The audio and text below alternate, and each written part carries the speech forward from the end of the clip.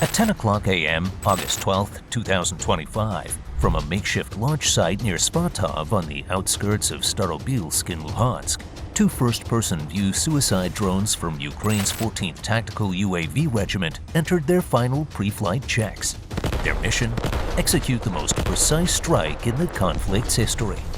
The target? 5 Russian Ural trucks loaded with ammunition, heading toward the improvised relay hub, Idar 17, on the north bank of the Idar River. Their cargo represented over 50 tons of artillery shells and rockets, enough firepower to increase Russian fire density to levels that could threaten Ukraine's supply routes, staging areas, river crossings, and forward medical stations. Ukraine would not allow that to happen. For days, the 14th Regiment, working with intelligence networks, had tracked this convoy with obsessive detail. They mapped refueling lines, studied crew habits, and combined UAV imagery with electronic reconnaissance to pinpoint the exact moment when the trucks would be most vulnerable. Halted for inspection and refueling near Starobilsk. The location was perfect. It lay outside the protective umbrella of fixed air defenses. No radar coverage, no surface-to-air missiles, no electronic warfare teams. Just 5 trucks full of explosives sitting still. At 10:02 a.m., from 9 miles out, the Mavic 3 began streaming encrypted real-time video back to the Ukrainian field command post. On their screens, 5 truck engines glowed as very clear heat signatures against the cool morning air. But what made this moment so critical that Ukraine risked 2 of their most advanced drones? To Ukrainian commanders watching those thermal signatures, this represented the perfect cluster target. A single precise strike could trigger a devastating chain reaction, wiping out the entire convoy in under a minute. The mathematics were simple and lethal. No further confirmation was needed. Signal encrypted, coordinates locked. The 2 FPV drones launched immediately. The initial flight phase was a masterclass in stealth technology. Using GPS combined with inertial navigation, both drones flew low at an average altitude of 35 to 50 feet, slipping beneath ground radar and evading low-frequency surveillance systems. At 2 miles out, everything changed. The drone's optical cameras acquired visual contact with their targets. 5 military trucks sat parked with 20 to 25-foot spacing, all facing south. Several soldiers walked nearby, but there were no guard posts or improvised defenses visible. Just as intelligence had predicted, this was being treated as a routine, safe stop. Each drone carried a PG-7VL-shaped charged warhead weighing about 5.5 to 6.5 pounds, fitted with an 85mm copper liner. Inside of it is roughly 2 pounds of high explosive, equivalent in destructive power to military-grade TNT. Upon detonation, these weapons would produce a focused jet exceeding 32,800 feet per second, enough force to pierce through tank armor, let alone truck steel plating, and ignite the ammunition within. Originally designed to penetrate 20 inches of tank armor against these lightly armored transports, the effect would be catastrophic overkill, like destroying an eggshell with a sledgehammer. The warheads wouldn't just pierce, they would trigger uncontrollable secondary explosions. The targeting strategy was surgical. Rather than destroy trucks individually, Ukrainian operators aimed for the formation's vital points. Truck number 3 at the center to initiate the chain reaction, and truck number 5 at the rear to lock the convoy in place. With these positions struck, the heat and shrapnel from the initial blasts would cascade through the remaining vehicles. At 10:30 a.m., with both drones at only 1,970 feet from their targets, the moment of truth arrived. But could 2 small drones really devastate an entire military convoy? Navigation switched to full optical recognition mode. Altitude dropped from 33 feet to 16 feet to stabilize flight paths and avoid last-second detection. UAV-1 locked onto truck number 3, the perfect central kill point to ignite maximum destruction and spread thermal damage to adjacent vehicles. The FPV crew commander maintained steady approach control for the first 5 seconds, then initiated linear acceleration. At just 98 feet out, UAV-1 surged to 87 miles per hour, a steel arrow carrying compressed explosive mass, tearing through the air toward the structural weak point that would lock the entire convoy into a chain reaction detonation. Impact. The shaped charge ignited instantly. A jet of hyperheated plasma burst through the truck's steel plating like it was aluminum foil. The penetrator's force concentrated on a spot just centimeters wide, but the contact temperature spiked immediately to between 5,100 and 5,400 degrees Fahrenheit. Propellant charges, fuses, and ammunition packaging inside the truck ignited almost simultaneously, generating intense heat through an unstoppable chain reaction. Within 5 seconds, the entire cargo bay had transformed into a burning time bomb from within. The thermal energy spread directly to adjacent trucks, vehicle number 2 in front and vehicle number 4 behind, forcing the entire formation into thermal overload.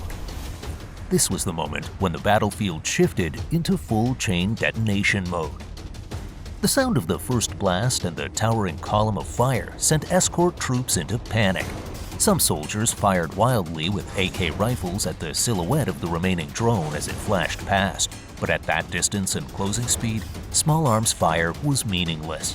Others scrambled to maneuver the convoy to safety, but the spacing was too tight, and the fireball erupting from truck number 3 created an impenetrable wall of flame that sealed off any escape route. In under a minute, the convoy was completely trapped. Almost simultaneously, UAV-2 executed its programmed flanking maneuver, looping behind to approach from the opposite direction.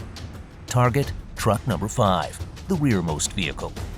This was the critical tactical move. Strike the tail, lock both ends, and trap the entire formation inside a kill zone. The UAV commander adjusted UAV-2's speed to 75 miles per hour, maintaining the optimal attack angle without overshooting while keeping optical lock steady. The drone veered diagonally from the rear right, slamming into truck number 5's cargo bay. The shaped charge punched through the shell, detonating in a second fireball that merged with the blaze from truck number 3, creating twin pillars of fire engulfing the formation. At 10:34 a.m., truck number 3 detonated completely, unleashing a shockwave across the entire convoy.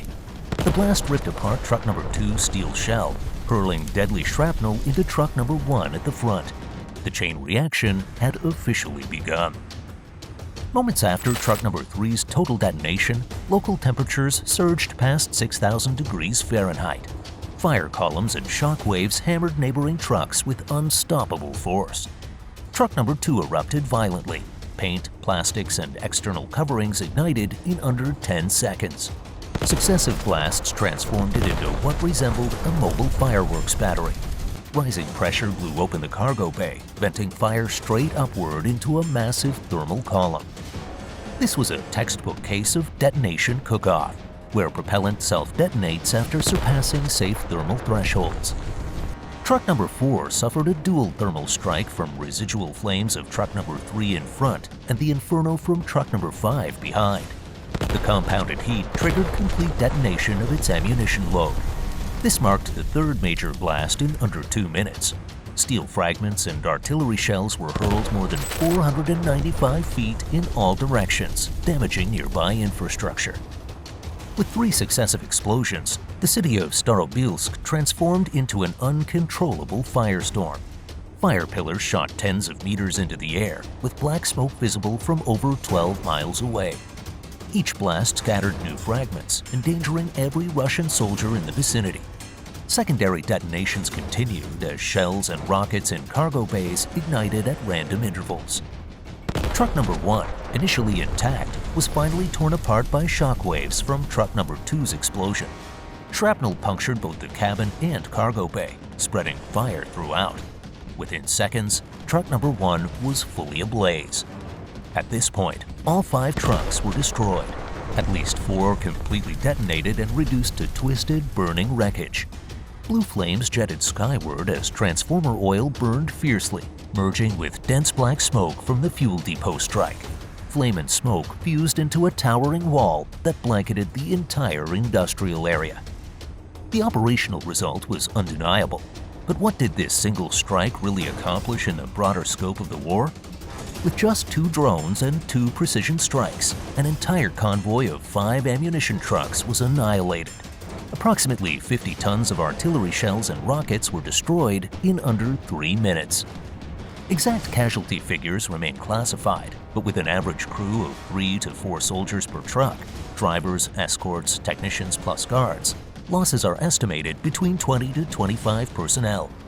The blast deformed the concrete roadway and heavily damaged surrounding infrastructure.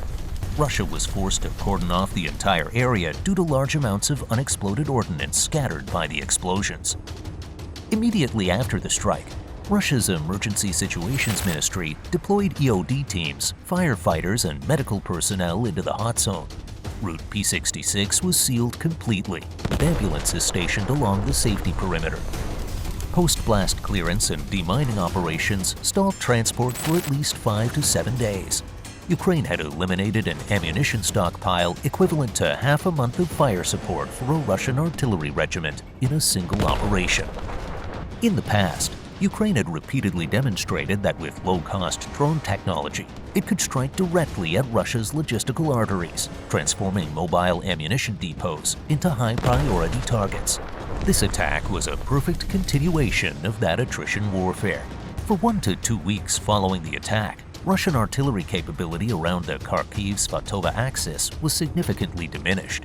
This opened a critical window for Ukraine to redeploy forces and, at minimum, reduce pressure on defensive lines throughout the region. But perhaps most importantly, this strike served as a direct warning to Russian forces. Every logistics convoy anywhere, large or small, could now be targeted with devastating precision. No road was absolutely safe anymore. The rear lines had become the front line, and the rules of modern warfare had been rewritten in just 5 minutes of fire and steel. If you enjoyed this video and would love to do a deep dive into videos like this, check our video Ukraine blows up Russian floating fortress, then this happened. Link in the description below.